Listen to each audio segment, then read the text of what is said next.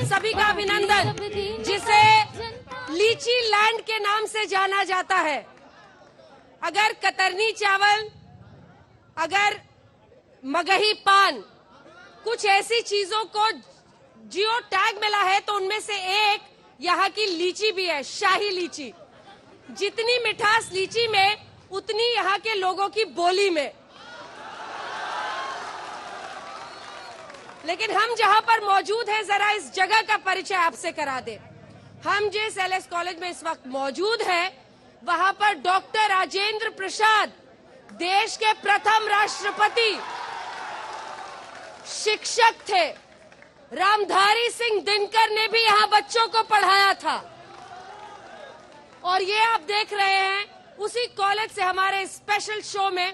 लेकिन इससे पहले कि यहाँ पर मैं परिचय आपका उन मेहमानों से कराऊं जो मेरे साथ मंच पर शामिल हो रहे हैं और उस जनता के सवालों की शुरुआत करूं, सबसे पहले आपको मुजफ्फरपुर की अपनी ग्राउंड रिपोर्ट दिखाती हूं। क्या सोच रहे हैं मुजफ्फरपुर के लोग, देखिए।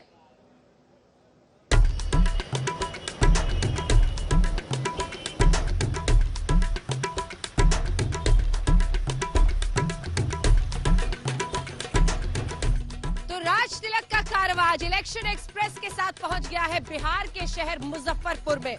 मुजफ्फरपुर जाना तो जाता है अपनी शाही लीची के लिए, लेकिन राजनीति के सारे शहंशाह एक दूसरे से भिड़ पड़े हैं अब सियासी मैदान में।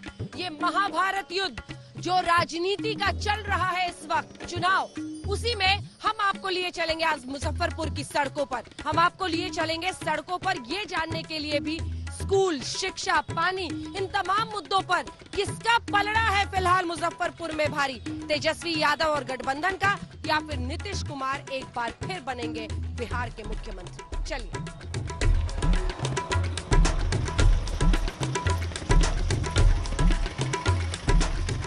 यहाँ से जो सुशासन की सरकार हमारे बिहार में चल रही है, हम लोग तो उन्हीं के पक्ष में, उनके कार्यकलाप से हम लोग बहुत खुश हैं। और बीते पिछले 1590 से 2005 का जो हम लोगों ने शासन देखा है, उसके चक्कर में हम पड़ना नहीं चाहते। चमकी बुखार, बाल गृह कांड जो यहाँ, उस पर आप लोगों की क्या सोच है?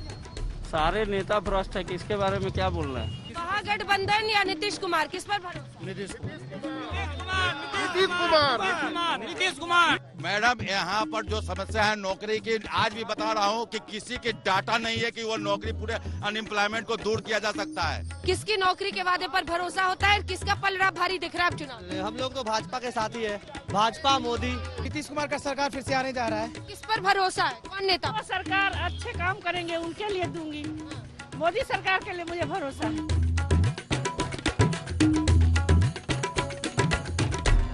आप लोग बताइए, आपको क्या लगता है? कोई भी सरकार आए वो हमारे शिक्षा के बारे में सोचे, स्वास्थ्य के बारे में सोचे। जो हम लोग के लिए बस शिक्षा में हम लोग जैसे कि जिस क्षेत्र में है उस क्षेत्र में हम पढ़े, उसके बाद हमें जॉब मिले, ऐसा नेता आना चाहिए शिक्षा में। नौकरी सबसे बड़ी चिंता सबकी दिखाई देती है। मुझे बताइए, आपके लिए विकास का क्या मतलब है?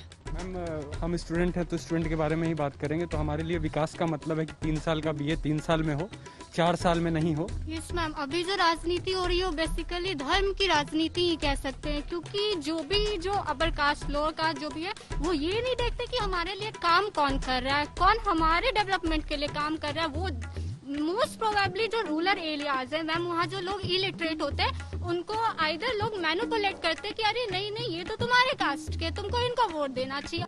ठीक है, आप बताइए, आपको क्या लगता है? धर्म और जाति की जो बात आई और नौकरियों का जो मुद्दा है युवाओं, धर्म और जाति के आधार पर तो बिहार में वोटिंग शुरू से ही होते आ रहा है। ये तो पुराना परंपरा चला रहा है। भी ऐसा है ना कि जैसे 15 साल से नीतीश कुमार यहाँ पे राज कर रहे हैं और जो कोई अच्छा नेता यहाँ नहीं मिल रहा है, जिसके कारण जो है जाति के कारण वोट इधर उधर हो रहा है। कास्ट कार्ड तब तक चलेगा जब तक यहाँ की जनता जागरूक नहीं होगी, जनता आवाज नहीं उठाएगी। चलिए अब चर्चा की शुरुआत करते हैं। सबसे पहले आपका परिचय उन खास मेहमानों से कराते हैं जो हमारे साथ यहाँ पर चर्चा में शामिल हो रहे हैं। शब्बीर अहमद, जेडीयू की तरफ से तालियों के साथ स्वागत कीजिए। विवेक कुमार जी, बीजेपी के नेता, तालियों के साथ स्वागत कीजिए। आलोक शर्मा जी, प्रवक्ता, कांग्रेस पार्टी के, तालियों के साथ स्वागत कीजिए। इकबाल सामी साहब, आरजेडी के नेता, इनका भी तालियों के साथ स्वागत कीजिए। आपको बता दें, इस बार समीकरण बदल गया है, ये समझना पड़ेगा, क्योंकि पिछले बार जेडीयू और आरजेडी वाले एक साथ खड़े होते थे, कांग्रेस भी साथ में, लेकिन इस बार ये दोनों साथ है। और इसी के नजरिए से अगर आप समझिए तो 11 यहाँ पर सीटें हैं विधानसभा की, जिनमें पिछली बार चुनाव में जब गठबंधन जेडीयू यानी नीतीश कुमार की पार्टी और लालू प्रसाद यादव की आरजेडी का था, तब यहाँ पर दबदबा कायम हुआ था महागठबंधन का यानी आरजेडी और जेडीयू का। लेकिन इस बार मामला किस तरफ आगे बढ़ेगा, शुरुआती एक एक कमेंट सबसे लेते हुए उसके बाद जनता के सवाल शुरू कर देंगे। सबसे पहले ये बताइए सर, ये वही सवाल है जो आपका पीछा इन चुनावों में नहीं छोड़ेगा। मुजफ्फरपुर अपनी लीची के लिए, सब कुछ के लिए इतना फेमस था, लेकिन अब आपने चमकी के लिए और बाल गृह कांड की वजह से बदनामी झिलवा दी है। सबसे पहले तो आज तक की पूरी टीम और आप सहित मैं आपको धन्यवाद देता हूं कि मुजफ्फरपुर में आप तशरीफ लाई हैं और बिहार के चुनाव का कवरेज खासकर इस मुजफ्फरपुर शहर के एलएस कॉलेज के ग्राउंड में कर रहे हैं, इसके लिए आपको धन्यवाद है। जहां तक शाही लीची का सवाल है, तो शाही लीची की सुगंध देश ही नहीं बल्कि पूरी दुनिया में जानी जाती है, इसकी ये पहचान है। और जहां तक बालिका गिरी का सवाल है, तो कानून उस पर अपना काम कर रहा है। जो दोषी हैं वो सजा पा रहे हैं, सजा पा चुके हैं, कानून अपना काम करेगा। बिहार में कानून का राज है, कोई बख्शा नहीं जाएगा। ठीक है, जल्दी से सर उठाइए, माइक उठा के। मुजफ्फरपुर में मुश्किल हो रहा है जेडीयू को डिफेंड करना, इन्होंने टिकट भी दे दिया है। पूरे मामले में, अवैध हथियार के मामले में जो मंत्री जी थी उसको फिर टिकट दे दिया। सबसे पहले पूरी आज तक की टीम को, खासकर अंजना जी को इस पावन धरती पर, इस एलएस कॉलेज के पवित्र धरती पर हम स्वागत करते हैं और अभिनंदन करते हैं। धन्यवाद। आज सिर्फ लीची के लिए ही ये शहर नहीं, ये शहर यहाँ लहठी के लिए भी जाना जाता है, कुटीर उद्योग के लिए जाना जाता है। यहाँ के जो लहठी है, ये बम्बई, दिल्ली, बेंगलोर, वहाँ की माँ बहनें उस लहठी को पहनती हैं, जिससे मुजफ्फरपुर को सम्मान बढ़ता है और यहाँ के मजदूरों को रोजगार मिलता है। रोजगार के क्षेत्र में भी, कुटीर उद्योग के क्षेत्र में भी मुजफ्फरपुर स्थापित है। देखिए, रोजगार के मुद्दे पर एक बार जिप शॉट दिखाइए। रोजगार के मुद्दे पर सर देखिए, आप लहठी कह रहे थे तो सब ताली बजा रहे थे। रोजगार के मुद्दे पर सबने नाना करना शुरू किया। आज मैं बता दूं अंजना जी कि मैं बता दूं, आज 2005 के पहले यहाँ उद्योग जीरो था। आज कम से कम 15 सालों में 17% उद्योग हो गया है। ठीक है, आलोक जी माइक उठाइए। देखिए, मुझे लगता है कि आज बिहार के अंदर मैंने भी पूरा घूमकर देखा और पूरी तरह से एक ही चीज नजर आ रही है, बोले बिहार और बदले सरकार। और उसके कारण है, और ये बात केवल बिहार की जनता को नहीं, मोदी जी को भी समझ आ गई। मोदी जी ने, यही कारण है कि मोदी जी ने अपने फोटो में से भी, अपने एडवर्टाइजमेंट में से भी, अपने जो विज्ञापन हैं उनमें से भी नीतीश जी को दूर कर दिया है। आज हम पूछना चाहते हैं कि अगर आपका नीतीश कुमार जी सीएम के कैंडिडेट हैं तो उनका फोटो वहां से क्यों हटा दिया गया है? क्या आपको अपने सीएम के ऊपर भरोसा नहीं है? पहली चीज। दूसरी चीज, क्या विशेष राज्य का दर्जा बिहार को मिल गया? दूसरी चीज। तीसरा, सुनिए प्लीज, मैं आऊंगी आपके सवाल लेने। एक तो आप लोग मास्क पहन के रहिए, तभी मैं सवाल लूंगी आपके। देखिए, मुद्दों पर हम बात करेंगे तो अपनी बात बोलने दीजिए। ये एलएस कॉलेज अपने आप में ऐतिहासिक कॉलेज रहा है। आज यहाँ पर कुछ ना कुछ हम बिहार की बात करके जाएं। हम जानना चाहते हैं कि एक सेंट्रल यूनिवर्सिटी का नाम बताइए बिहार के अंदर जो मोदी जी ने बना दी हो। एक पावर प्लांट का नाम बता दीजिए जो मोदी जी ने यहाँ पर लगा दिया हो। हम आज जानना चाहते हैं कि अगर इतना विकास नीतीश जी ने किया था तो आज उनका फोटो उनके विज्ञापनों से क्यों गायब कर दिया है, और चिराग जो है वो नीतीश जी के घर में क्यों लगा दिया है मोदी जी ने? इसका उत्तर आज हमारे दोनों सहयोगी साथी। ठीक है, दोनों से लेंगे। इकबाल सामी साहब। मैं आज तक की टीम और आपको एलएस कॉलेज के इस प्रांगण में स्वागत करता हूं। एलएस कॉलेज ऐसा महाविद्यालय रहा है और बिहार विश्वविद्यालय ऐसा विश्वविद्यालय रहा है जिसकी शिक्षा पा करके बिहार नहीं देश के विश्वविद्यालय में प्रोफेसर शिक्षा के मंदिर में हम लोग खड़े हैं सर। तेजस्वी यादव को जाति कार्ड क्यों खेलना पड़ा वोटिंग के एन पहले? एक सेकंड, सवाल पूरा होने दीजिए। एक युवा नेता है, आपका क्वेश्चन गलत है। महंगाई के मुद्दे पर नहीं, बिहार में नहीं, एक सेकंड, बिहार रोजगार का मुद्दा उठाया, अच्छा किया। हमको बोलने दिए। महंगाई का मुद्दा, सवाल पूरा सुनिए ना, गुस्साइए मत।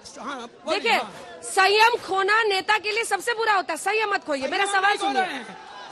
महंगाई का मुद्दा उठाया, अच्छा किया। नौकरी का मुद्दा उठाया, बहुत अच्छा किया। लेकिन लास्ट में आके जाति कार्ड वोटिंग के पहले क्यों खेल दिया? जाति का हमने कभी मुद्दा नहीं उठाया है।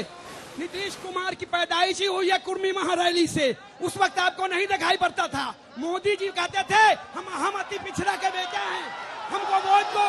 मोदी जी अति पिछड़ा के बेटा बने, अमित शाह सोनार के बेटा बने। हमने कभी माइक को ठीक से पकड़िए, माइक को ठीक से पकड़िए, आवाज नहीं जा रही है, थोड़ा पास। बिहार के विकास का नारा दिया है, रोजगार देने का नाम दिया है। और हम मुजफ्फरपुर में आपको बताना चाहते हैं कि यहाँ की 11 सीटों में 11 हम जीत रहे हैं।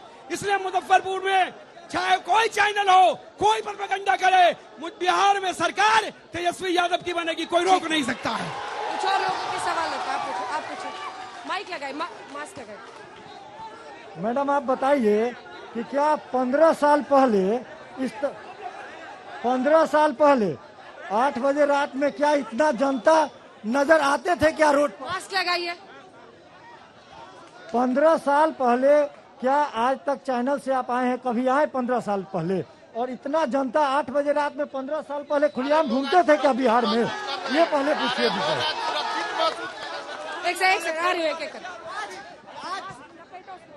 आज जंगल राज खत्म हुआ है।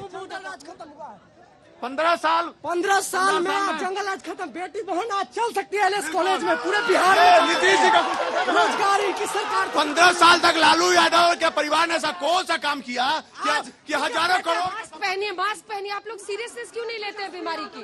पास है, हम पीजी पास है। 15 साल ऐसा कौन सा काम किया लालू यादव ने कि अरबों खरबों की संपत्ति अर्जित कर लिया उन्होंने? 15।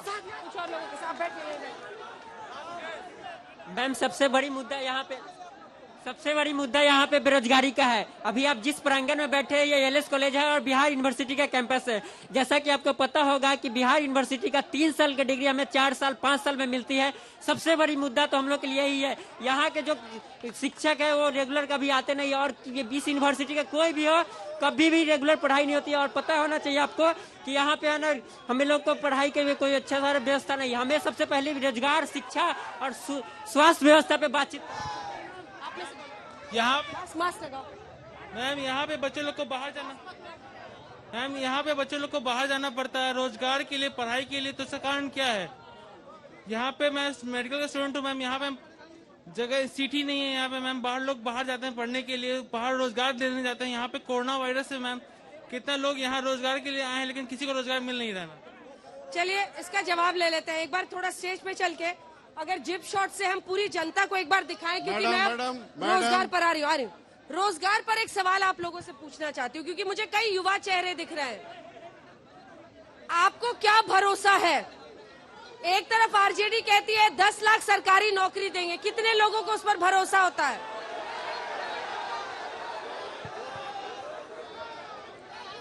कि ज्यादातर लोग कह रहे हैं नहीं भरोसा है। बीजेपी कह रही है 19 लाख नौकरियों का अवसर हम पैदा करेंगे। अब भाई आप लोग तय कर लीजिए। आपके लिए भी थम्स डाउन है और आपके लिए भी थम्स डाउन है।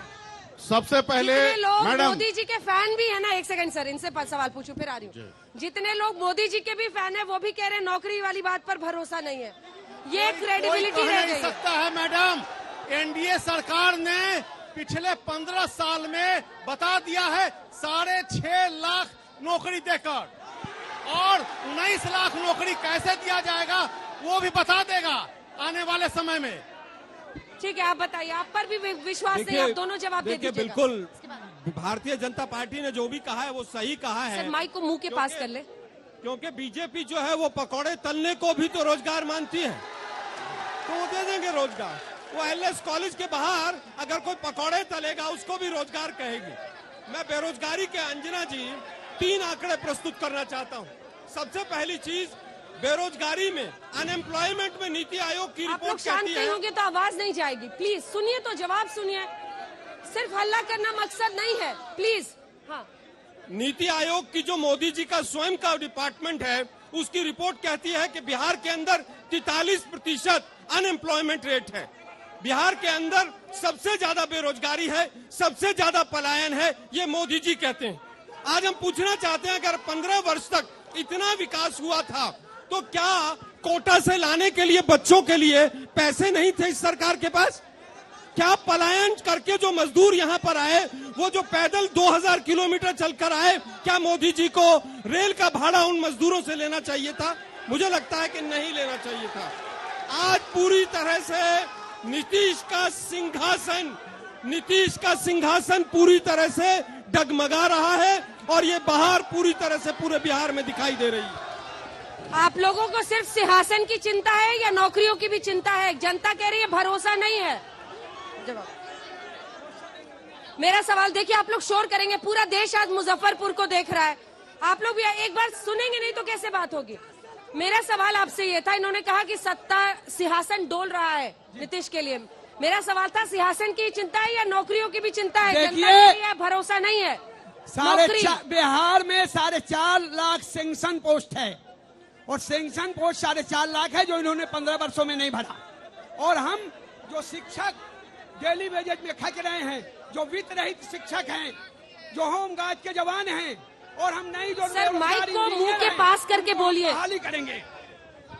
जो बेरोजगार इंजीनियर हैं, बेरोजगार डॉक्टर हैं, मेडिकल कॉलेज खाली पड़े हैं, 60% सीटें मेडिकल कॉलेज में खाली हैं, इंजीनियरिंग कॉलेज में 60% सीटें खाली हैं। हम इंजीनियरों को बहाल करेंगे और बड़े पैमाने पर बिहार में जो 4.5 लाख सेंक्शन पोस्ट है उस पर हम बहाली करेंगे और पहली कैबिनेट में करेंगे। शब्बीर अहमद जी देखिए, वो तो कह रहे हैं कैबिनेट में लिखेंगे। सबसे पहले कैबिनेट में वो यही पास करेंगे। सबसे पहले वेटिंग फॉर सीएम जो इनके तेजस्वी यादव जी हैं, उनसे पूछ लिया जाए कि 10 लाख में सुनना कितना होता है। 8वीं पास व्यक्ति को ये जानकारी होनी चाहिए कि बजट किसको कहते हैं, कहां से पैसा लाएंगे। आप लोगों को गुमराह करके वोट लेना चाहते हैं। बिहार की सरकार बदलने के लिए पिछले 15 सालों से आप मुंगेरी लाल का हसीन सपना देख रहे हैं।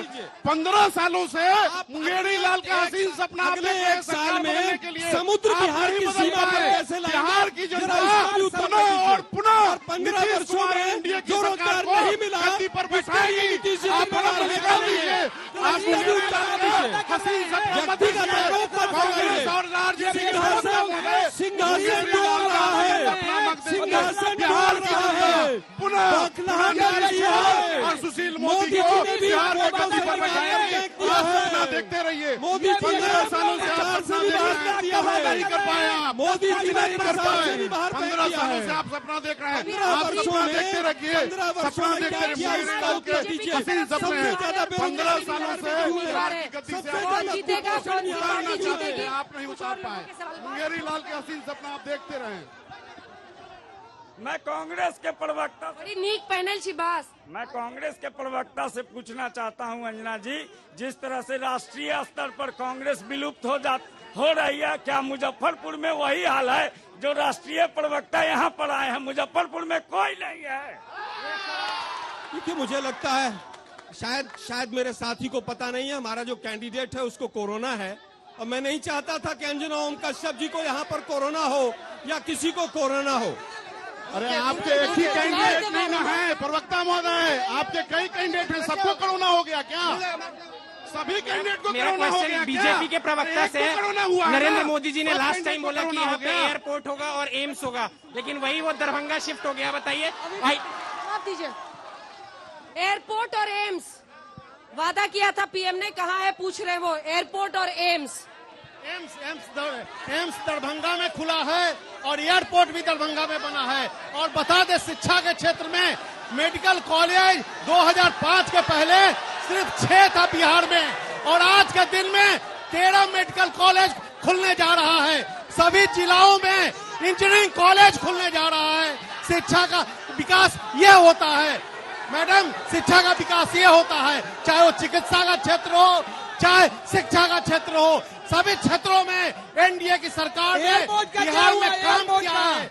दो केंद्रीय विद्यालय खुला है, पूसा एग्रीकल्चर कॉलेज खुला है, महात्मा गांधी केंद्रीय विद्यालय खुला है। ये चरवाहा विद्यालय तो नहीं खुला है, उसकी बात चरवाहा विद्यालय का दौर चाहते हैं। चरवाहा विद्यालय चलाने वाले लोग एम्स का मतलब क्या समझेंगे?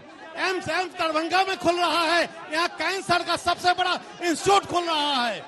मुजफ्फरपुर में कैंसर का सबसे बड़ा इंस्टीट्यूट खुल रहा है।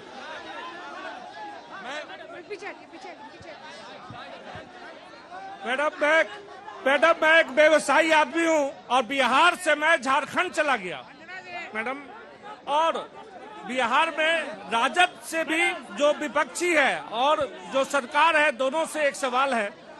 आज से जब राजद की सरकार थी, हम लोग स्वर्ण में आते हैं। हम सवाल पूछे। हाँ, हमारा जो सरकार से भी सवाल है कि मैं यहाँ पे 20 करोड़ का इंडस्ट्री डालना चाहता था और पिछले 6 महीना से लगा हुआ हूँ और कोई भी सिंगल डोर सिस्टम नहीं है और सरकार उसमें कोई मदद नहीं करती है।